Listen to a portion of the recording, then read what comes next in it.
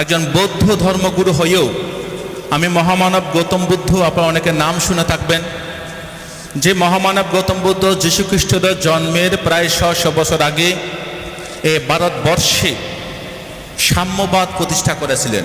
নবীজি কীরকম মানুষ ছিলেন যদি আপনারা যদি একটু সবাই জানেন, যারা এখানে আছেন আমার থেকে অনেকে আল কোরআন সম্পর্কে ভালো জানেন, অনেকে পবিত্র হাদিস সম্পর্কে ভালো জানেন। আমিও কখনো কখনো এই আল হাদিস আল কোরআন একটু নাড়াচাড়া করে একটু পড়াশোনা করার চেষ্টা করি। বিসমিল্লাহির রহমানির রহিম। যে কারণে আজকের এই সভা, আনন্দ তো নয়, এই কারণে এটা অত্যন্ত কষ্টের যে মানুষটাকে নিয়ে এরকম কুরুচিকর মন্তব্য করা হলো, সেই মানুষটি তো সাধারণ মানুষ নন, তিনি হচ্ছেন আমাদের মহান আল্লাহর প্রেরিত পুরুষ হযরত মুহাম্মদ সাল্লাল্লাহু আলাইহি সাল্লাম। তার জীবন, তার জীবন গাথা, তার জীবন প্রণালী, সে মক্কা মদিনা থেকে শুরু করে তিনি যেভাবে আল্লাহর ওহী লাভ করেছিলেন, 27শে রমজানে যে কোরআন নাজেল করা হলো তার মাধ্যমে মহান আল্লাহ, সে নবীজির জীবন যে অত্যন্ত সুন্দর, পবিত্র এবং সকলের মনোমুগ্ধকর, এবং তিনি শুধু ইসলাম ধর্মের নয়, তিনি সকল ধর্মের মানুষকে ভালোবাসতেন, তার অজস্র প্রমাণ রয়েছে।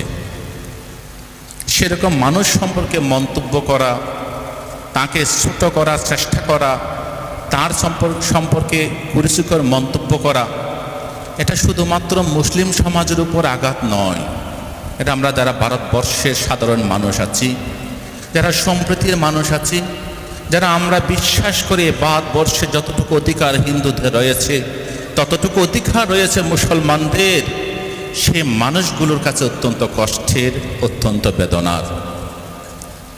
তাই একজন বৌদ্ধ ধর্মগুরু হয়েও আমি মহামানব গৌতম বুদ্ধ, আপনারা অনেকে নাম শুনে থাকবেন, যে মহামানব গৌতম বুদ্ধ যীশুখ্রিস্টের জন্মের প্রায় 600 বছর আগে এই ভারতবর্ষে সাম্যবাদ প্রতিষ্ঠা করেছিলেন, মানুষের মধ্যে ইকুয়ালিটি প্রতিষ্ঠা করেছিলেন, মানুষের মধ্যে হিউম্যানিটি প্রতিষ্ঠা করেছিলেন, মানুষের মধ্যে মানবাধিকারের সূচনা করেছিলেন। সে ভগবান গৌতম বুদ্ধের একজন আমি শিষ্য। যে বুদ্ধ বলে গেছিলেন অহিংসা পরম ধর্ম। এই অহিংসা পরম ধর্মের আদর্শ আমরা যুগে যুগে দেখতে পাই সকল মানুষের মধ্যেই। তাই নবীজি কীরকম মানুষ ছিলেন যদি আপনারা যদি একটু সবাই জানেন, যারা এখানে আছেন আমার থেকে অনেকে আল কোরআন সম্পর্কে ভালো জানেন, অনেকে পবিত্র হাদিস সম্পর্কে ভালো জানেন। আমিও কখনো কখনো এই আল হাদিস আল কোরআন একটু নাড়াচাড়া করে একটু পড়াশোনা করার চেষ্টা করি। আপনারা জেনে সুখী হবেন যে আমরা বিশ্বাস করি, প্রথমে আমি আপনাদের প্রত্যেককে, যারা আমাদের সংখ্যালঘু সম্প্রদায়ের মানুষ আছেন, প্রত্যেকে আন্তরিক ধন্যবাদ, কৃতজ্ঞতা জ্ঞাপন করব। যে বুলডোজার বর্তমানে উত্তরপ্রদেশে চলছে, দিল্লিতে চলছে, মধ্যপ্রদেশে চলছে, সেই বুলডোজার এ বাংলায়ও চলতো যদি আপনারা সেই ভুল করে ফেলতেন। আপনারা ভুল করেননি। আপনারা সাম্প্রদায়িক শক্তিকে হটাবার জন্য বাংলার মা মাটির মানুষকে ক্ষমতা এনেছেন, তার জন্য আপনাদের সকলকে আন্তরিক কৃতজ্ঞতা জ্ঞাপন করছি। আমাদের এই ভারতবর্ষে 29টা রাজ্য রয়েছে। 29টা রাজ্যের 29 জন মুখ্যমন্ত্রী রয়েছেন। একজন মুখ্যমন্ত্রীও কোনো দিন নূপুর শর্মার বিরুদ্ধে, নবীন জিন্দালের বিরুদ্ধে একটা বিবৃতি দেননি, এক্সেপ্ট বাংলার মুখ্যমন্ত্রী মমতা ব্যানার্জি। তিনি বলেছিলেন যে এই নূপুর শর্মাকে অবিলম্বে অ্যারেস্ট করে শাস্তি দিতে হবে। একমাত্র মুখ, সেটা হচ্ছে মমতা ব্যানার্জি, যিনি প্রত্যেক ধর্মের মানুষকে ভালোবাসেন। তাই তিনি নবীজির এই অসম্মানকেও তার টুইটের মধ্য দিয়েই তিনি প্রতিবাদ জানিয়েছিলেন, আর একজন মুখ্যমন্ত্রীও প্রতিবাদ করেননি। আজকে এই কথার মধ্য দিয়ে, নবীজিকে অসম্মানের মধ্য দিয়ে লাভটা কার হলো? সত্যি কি হিন্দুদের লাভ হয়েছে? যদি হিন্দুদের লাভ হতো, স্বপ্না বাদুড়ি এখানে এসে এত সুন্দর কথা বলতেন না। হিন্দুদের কোনো লাভ হয়নি। আমরা যারা ভারতবাসী আছে, আমাদের লাভ হয়েছে না। তাও হয়নি। কারণ ভারতবর্ষের সুনাম সুখ্যাতি, ভারতবর্ষের ঐতিহ্য, ধর্ম নিরপেক্ষতা, আমি যখন রাস্তা দিয়ে আসছিলাম তখন কোনো একজন বক্তা বলছিলেন যে এই ভারতবর্ষের সংবিধান আমাদের বাবা সাহেব ডক্টর বি.আর. আম্বেদকর দিয়ে গেছিলেন, যে ভারতবর্ষের সংবিধানের সর্বধর্ম সমন্বয়ের কথা বলা হয়েছে, যে ভারতবর্ষের সংবিধানের সার্বভৌমত্বের কথা বলা হয়েছে, বা মানুষের স্বাধীনতার কথা বলা হয়েছে। সেই জায়গায় দাঁড়িয়ে আমরা প্রতি পদে পদে এখন ভারতবর্ষের এই সংবিধানকে পদানত করার চেষ্টা করছি আমাদের কেন্দ্রের সরকার, বিজেপি সরকার। কে কি খাবে, কে গরুর মাংস খাবে, কে ছাগলের মাংস খাবে, সেটা নির্ধারণ করে দেবে সরকার। কে চলবে, কে নামাজ পড়বে, কে মন্দিরে যাবে, সেটা নির্ধারণ করে দেবে সরকার। এটা সরকারের কাজ নয়। সরকারের কাজ হচ্ছে মানুষকে ভালোবাসা। ভারতবর্ষের সকল নাগরিক যারা এই ভারতবর্ষের ভোটাধিকার রয়েছে, এই ভারতবর্ষের নাগরিকতা রয়েছে, তাদের সকলের মান সম্মান, তাদের প্রাণের দায়িত্ব নিয়ে কাজ করার দায়িত্ব রয়েছে সরকারের। কে খাবে, কে পড়বে, কে কি বলবে না বলবে, তার দায়িত্ব সরকারের নয়। আমরা দুর্ভাগ্য 2014 সালে যে সরকার ইউপিএকে ক্ষমতা থেকে সরিয়ে এনডিএ সরকার আসলো, আপনারা খেয়াল করেছেন, প্রথমে করেছিল এনআরসি, তারপরে করেছে সিএএ। এগুলো করার পরে তারপরে রামনবমী থেকেই মসজিদে তেরঙ্গা পতাকা লাগানো, তারপরে শুরু করেছে জয় শ্রীরাম ধ্বনি দিয়ে আদিবাসী, সংখ্যালঘু, মুসলিম, দলিত বিভিন্ন জনকে বিভিন্নভাবে কষ্ট দেয়া। তারপর শুরু করেছে ধর্মগুরুদের নিয়ে অপমান করা। যে ধর্মগুরু অপমান করা হলো, আমি একজন বৌদ্ধ ধর্মগুরু হয়েও তাকে সম্মান করি। ভগবান গৌতম বুদ্ধ আমাদের বলেছেন, পূজা কুলাবাতে পূজাং বান্দাকু পাটি বান্ধানাং। যারা সম্মানীয় ব্যক্তিকে সম্মান করে, যারা পূজনীয় ব্যক্তিকে পূজা করে, তারা পূজা সম্মান লাভ করে থাকে। নবীজি কিরকম মানুষ ছিলেন আপনারা অনেকে জানেন। অনেকে মনে করেন যে নবীজি খুব কঠোর মানুষ ছিলেন। না, নবীজি হযরত মুহাম্মদ সাল্লাল্লাহু আলাইহি ওয়াসাল্লাম তিনি ছিলেন পয়গম্বর, মানুষের প্রতি অত্যন্ত দরদি। আপনারা জানেন সেই সময় ইহুদিদের সাথে যে মক্কা মদিনার যে লড়াই চলছিল, ইহুদিরা ছিল আমাদের নবীজির প্রধান এবং প্রথম শত্রু। সেই একই দুই ইহুদি ভদ্র মহিলা নবীজিকে একদম দেখতে পারতেন না। নবীজি যেদিন যে পদ্মরে প্রতিদিন নামাজ আদায় করতে মসজিদে যেতেন, সেই ভদ্র মহিলা কি করতেন, ইহুদি ভদ্র মহিলা, তিনি প্রতিদিন দুনিয়ার নোংরা জিনিসগুলো সব রাস্তার মধ্যে নেচে দিতেন। কেন? নবীজি তো উঁচু পা করে নামাজ পড়তে যাচ্ছেন, তার প্রতিমধ্যে যদি ময়লা থাকে তাহলে তার নাপাক হয়ে যাবেন, নামাজ জায়েজ হবে না। সেই ভদ্র মহিলা, ইহুদি ভদ্র মহিলা তাই ভাবতেন। কিন্তু নবীজি তিনি তো মন শুদ্ধ, অন্তর শুদ্ধ, তিনি গিয়ে নামাজ আদায় করতেন। প্রতিদিন তাই হতো, প্রায় চলছিল। একদিন নবীজি যখন যাচ্ছেন, দেখলেন যে সেই জায়গার মধ্যে কোনো ময়লা নেই, রাস্তা পরিষ্কার। নবীজি ভাবলেন কি হলো, এই ভদ্র মহিলা কোথায় গেলেন, যিনি প্রতিদিন আমার নামাজে যাওয়ার পথে ময়লা ফেলতেন, কাদা ফেলতেন, নোংরা ফেলতেন। তিনি খবর নিলেন তিনি কোথায় থাকেন। চলে গেলেন সেই বৃদ্ধা বুড়িমার কাছে, গিয়ে বললেন, দেখলেন যে তিনি বিছানায় শায়িত। নবীজি বলছেন, মা তুমি কি অসুস্থ? বলছে, হ্যাঁ বাবা, তুমি কে? বলছে, আমি সেই হযরত মুহাম্মদ, যিনি প্রতিদিন নামাজ আদায় করতে যাওয়ার সময় তুমি নাপাক করার জন্য ময়লা ফেলতে। আজকে আমি দেখলাম রাস্তার মধ্যে কোনো ময়লা নেই, কোনো কাদা নেই। আমি বুঝতে পারলাম তুমি আর কোনো ক্ষতি হয়েছে, তোমার কোনো অসুবিধা হয়েছে, তাই তোমাকে আমি দেখতে ছুটে আসলাম। আমি আল্লাহর কাছে দোয়া করছি, মা তুমি সুস্থ হয়ে যাও, তুমি ভালো হয়ে যাও। এটাই হচ্ছে নবীজি। নবীজির এই আদর্শ তো আমাদের কাছে উদ্দেশ্য, এই নবীজির এই আদর্শ তো আমাদের কাছে আদর্শ। এই আদর্শের মধ্য দিয়ে নবীজি ভারত, শুধু মক্কা মদিনা নয়, সারা বিশ্বকে ইসলাম ধর্মের মধ্যে প্রবর্তিত করেছিলেন। সেই নবীজির নামে পরিচিকর মন্তব্য যাকে নিয়ে করলেন, মা আয়েশা। তিনি ছিলেন তৎকালীন সর্বশ্রেষ্ঠ গুণী ভদ্র মহিলা। আপনারা অনেকে জানেন যে আমাদের নবীজির প্রায় 11 জন বিবি ছিল, তার মধ্যে সবচেয়ে কনিষ্ঠ ছিলেন আয়েশা মা। এই আয়েশা ছিলেন সবচেয়ে জ্ঞানী এবং গুরুগম্ভীর ভদ্র মহিলা। যিনি পবিত্র আল কোরআন নবীজির পরে এই ভারত মক্কা মদিনার মধ্যে তিনি অর্থাৎ আল হাদিসকে তিনি রপ্ত করেছিলেন এবং সেগুলো প্রসার করার দায়িত্ব নিয়েছিলেন সেই মা আয়েশা, তাদের দুজনকে নিয়ে করল মন্তব্য নূপুর শর্মা।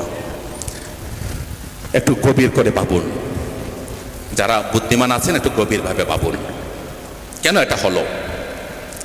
এটা কি নূপুর শর্মা করেছে? না, নূপুর শর্মাকে দিয়ে কেউ করিয়েছে। খুব ভাববেন, ভাবনাটা হচ্ছে একটাই, ওরা জানে যে মুসলমানদেরকে যদি কোনোভাবে আঘাত করা হয়, যখন সিএএ হলো আমরা আন্দোলন করলাম, এনআরসি হলো আমরা আন্দোলন করলাম তার প্রতিবাদে, বিভিন্ন সময় যখন বুলডোজার চালালো আমরা তবু শান্তিপ্রিয় আন্দোলন করলাম, তখন তারা দিলটা মারলো একদম নবীজির গায়ে, যাতে পুরো মুসলিম জনতা যেন কেঁপে ওঠে। কেঁপে ওঠে কি করবে? তাদের একটাই লক্ষ্য, হিন্দুদের থেকে মুসলিমদের আলাদা করো, হিন্দু ভাইদের থেকে মুসলিমদের সম্পর্কে একটা বিরূপ প্রতিক্রিয়া সৃষ্টি করা, বিরূপ মনোভাব তৈরি করো, যাতে হিন্দু মুসলিমের মধ্যে একটা বিভাজন রেখা তৈরি হয়। কিন্তু এই বাংলায় দেখাতে পারে, এখানে কোনো বিভাজনের দেখা হতে পারে না। এই বাংলা সম্প্রীতির বাংলা, এই বাংলা হিন্দু মুসলিম বৌদ্ধ খ্রিস্টান জৈন শিখ সকল ধর্মের আদর্শের বাংলা। এই বাংলায় আমরা কোনোদিন এইরকম বিবাদ মানব না, মানতে পারি না। আমরা সবাই এক আছি, এক থাকবো। আজকে এই নূপুর শর্মা বলুন, এই সিএএ বলুন, এই এনআরসি বলুন, এইসব আন্দোলন আজকে স্বপ্ন বাদুড়িকে তৈরি করে, এইসব আন্দোলন অরুণজ্যোতি বিক্ষুকে এরকম মুসলিম সমাজে নিয়ে আসে। আমি আসার আগেই আজকে ধর্মতলা রানী রাসমণি রোডে আমাদের জমিয়তুল উলামা হিন্দের প্রায় 2 লক্ষ মানুষের সমাবেশ ছিল, সেখানে আমরা মিটিং করে এখানে আসলাম।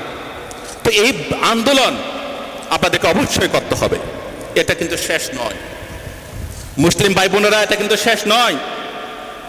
এরপর আরো বড় আঘাত আসবে, এরপর আরো বড় আঘাত আমাদের জন্য অপেক্ষা করছে, খেয়াল রাখবেন।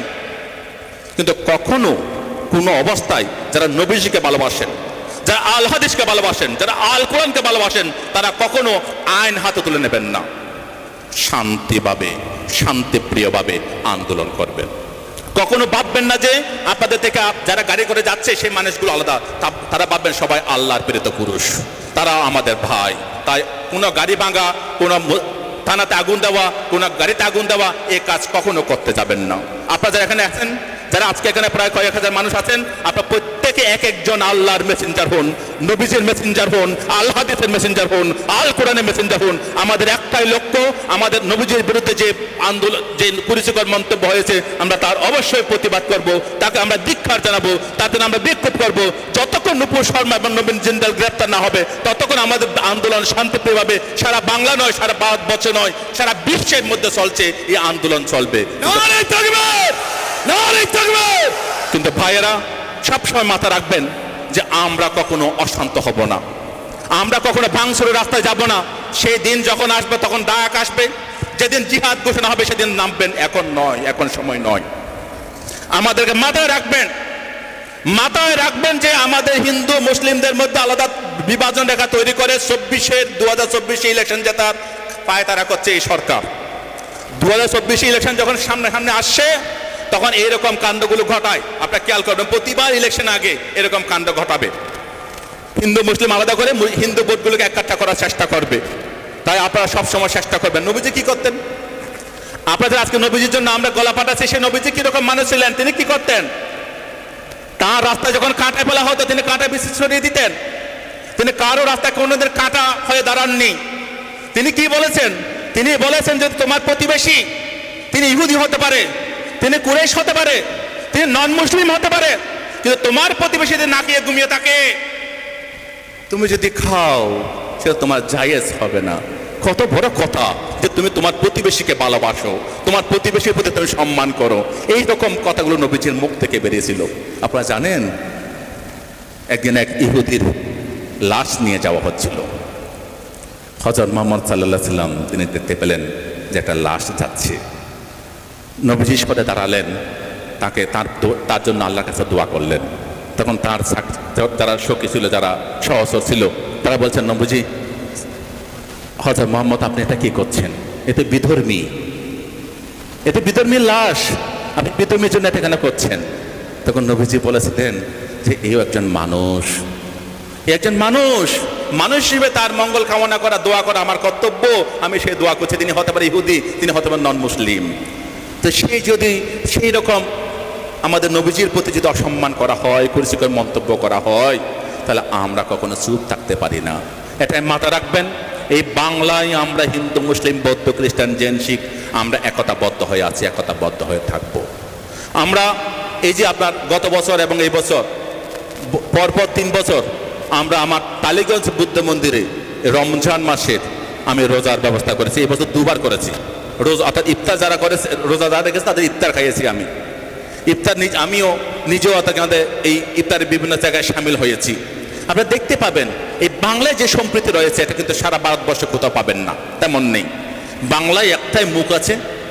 আপনারা যে পার্টি করুন, কেউ আইএসএফ করতে পারেন, কেউ সিপিএম করতে পারেন, কেউ কংগ্রেস করতে পারেন, কেউ বা তৃণমূল নাও করতে পারেন, কিন্তু বাংলার যে নেত্রী একটা রয়েছেন, ভাগিনী একটা রয়েছেন, সেটা হচ্ছে মমতা ব্যানার্জি, যিনি নিজের অন্তর থেকে লড়াই করে বাংলাকে যেমন জয় করেছেন, ভারতবর্ষকে জয় করার জন্য কাজ করছেন।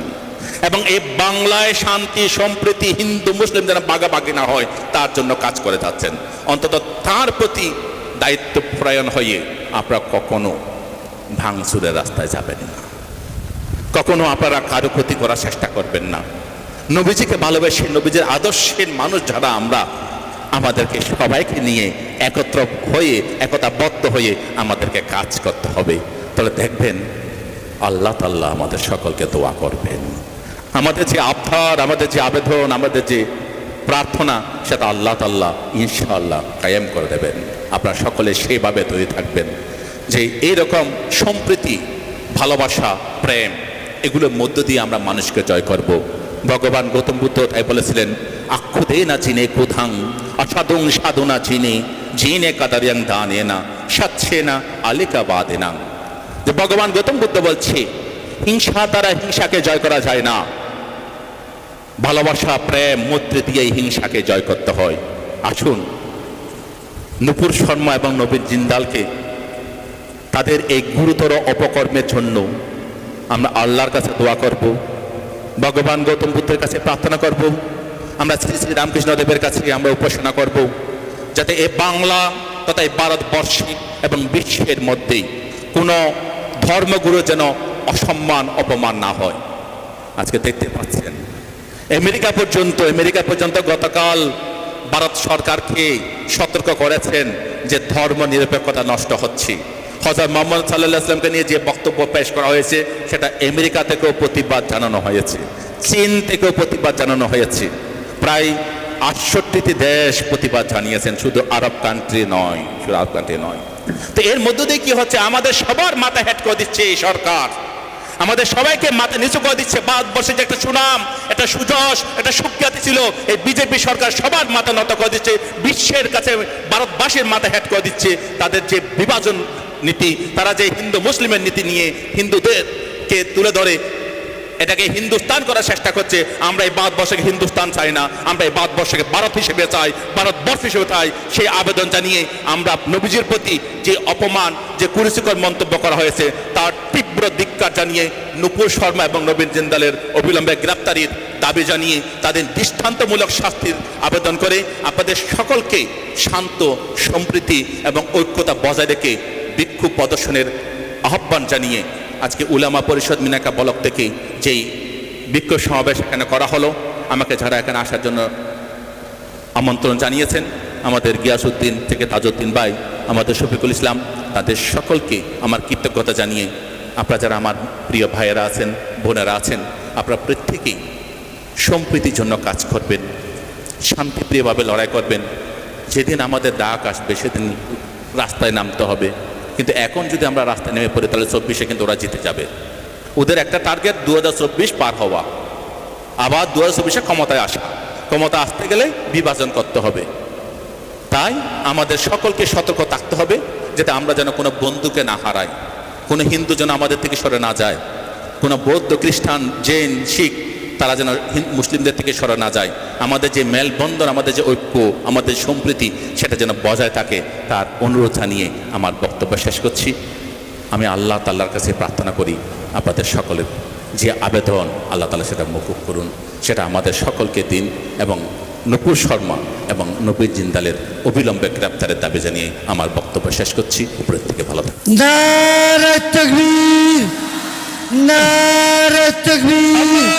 আল কোরআনের আলো ঘরে ঘরে জালো, আল কোরআনের আলো ঘরে ঘরে জালো। আমার নেতা তোমার নেতা, বিশ্বনবী মুস্তাফা, আমার নেতা তোমার নেতা। বিশ্বনবী মুস্তাফা। আরএসএস দূর দূর দূর দূর হটো, দূর হটো, দূর হটো। নরেন্দ্র মোদীর কালো হাত ভেঙে দাও, গুড়িয়ে দাও। ভেঙে দাও, গুড়িয়ে দাও। নরেন্দ্র মোদী সাপোর্ট করা, নরেন্দ্র মোদী দূর দূর দূর দূর হটো। দূর হটাও, দূর হটাও। নূপুর শর্মা সাহায্যকারী, নরেন্দ্র মোদী দূর দূর দূর দূর হটো। দূর হটাও, দূর হটাও।